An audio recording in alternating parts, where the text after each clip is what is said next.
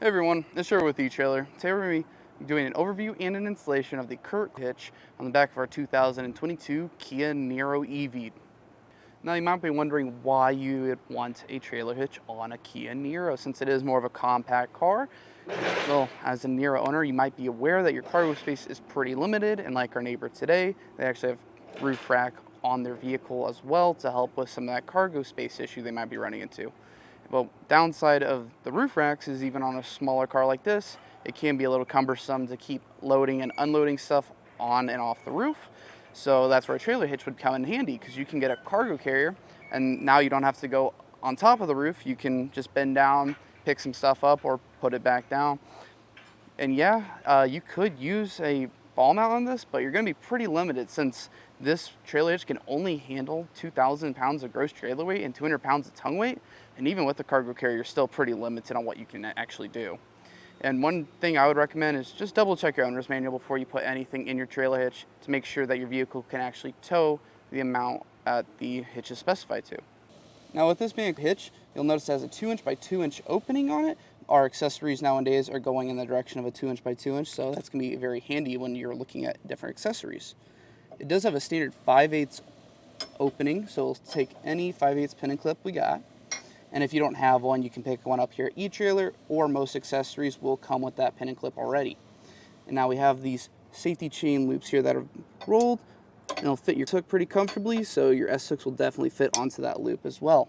And you'll notice it also has a nice glossy black powder coat finish to it. Now for some measurements. It looks like from the ground to the top of our receiver tube, we're looking at about 12 inches there. So you are going to be kind of limited on some ground clearance. And one thing to note too is whenever you put some weight in there, your vehicle is going to sag down, which will also decrease the amount of ground clearance you had previously. Now from the center of our pinhole to the outside of the bumper, we're looking at about 4 1/4.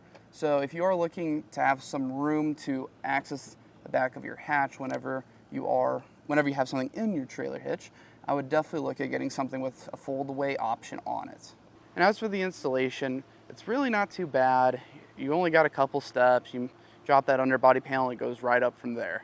And you'll have 2 well nuts on the side that you put your bolts through, but I will say you do run out of space pretty quick whenever you're putting it up. You only have enough room to really put the flanges on both sides of the frame rail. From there, you kind of have to wiggle it back and forth to try and get it in place. And I even recommend just as soon as you can throw a bolt in, just throw one bolt in to hold it in place while you're doing it.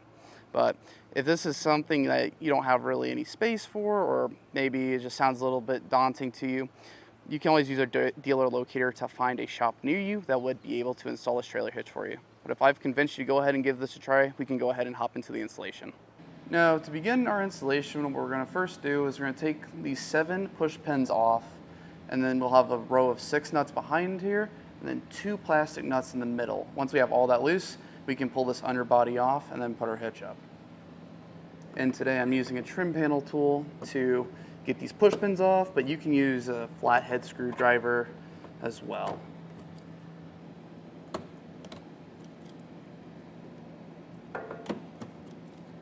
Now for these nuts, you're going to have 2 behind each fender well, and then you'll have 4 along the back here. I'm using a 10mm socket to take these off.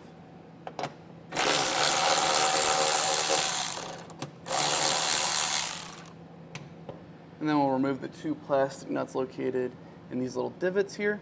And it does help if you take and put your fingers back here behind where these studs were and pull down a little bit, as whenever you try and loosen these up, they tend to kind of push back up onto the threads. There we go. And with those loosened out of the way, we can get this underbody panel out of the way. And if yours is a little stuck, you can kind of grab inside these little folds here and pull forward to pop the tabs out, and then lift down. Now we're going to remove these 3 push pins.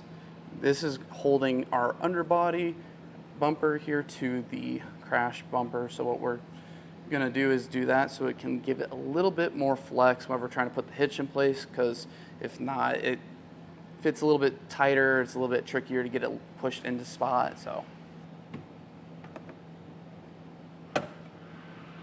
now, before we put the hitch up in place, we're going to need to remove this center tab, as our hitch is actually going to sit right up against the back of our bumper cover like that. So you can just take and bend this back and forth and just work it off by hand. Or you can use box cutters or an oscillating tool, whatever you prefer. Now our hitch is going to mount up to these 2 weld nuts on either side of our frame rails, and depending on the age and wear of your vehicle, it might be a little rusty, so it's a good idea to take some penetrating oil and a tube brush and run it through there and take your bolt and run it in and out a couple times just to make sure it goes in smoothly. And in severe cases, you can also use a tap to clean out the threads or to resurface them. Now with an extra set of hands, we can get the hitch up in place. We're just gonna slowly work it up against our frame rail. Pull back on our bumper cover a little bit to sneak it up in place. Once you have it in place, you can go ahead and get one of the bolts started to hold it there. This is a tight fit, so we'll use that as a placeholder until we get them all snug down. Now we're gonna use our supplied M10 bolts and our conical tooth washer with the teeth on this outside edge facing towards the hitch.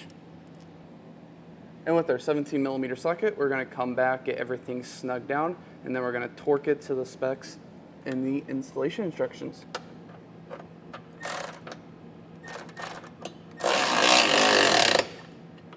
If you don't have a torque wrench at home, you can pick one up here at etrailer.com, or you can rent one from your local auto parts store as well. Now after we have everything torqued down on the hitch, we have this underbody panel that needs to go back up, and it's going to require a little bit of trimming here.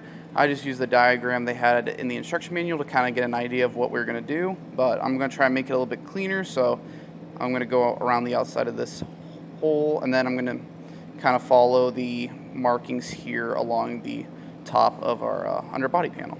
And you can use oscillating tool or tin snips, whatever you got that works for you. Even sawzalls will work for this.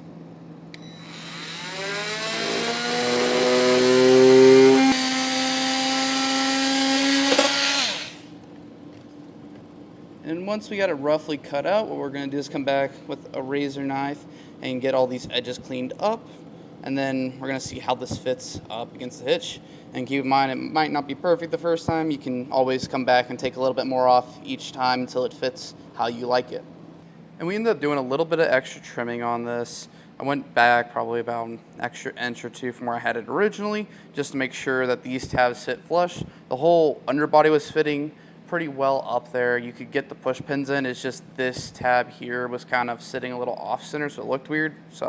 But after I did that, I just took a knife or a safety razor and just kind of run it along these edges to get it all trimmed up and looking nice. And from there, I'll just grab it by the 2 points I used to actually get it off and slide those tabs up underneath, fold it up into place. And these wheel well ones kind of are a little weird sometimes, so you have to kind of push there and then work your way to the center, and then you'll hear it kind of click in place over these studs. And then once we have that in place and those plastic nuts secured, we're just going to go ahead and put this on in the reverse order we took it off in, and then once you're done with that, you've completed your installation.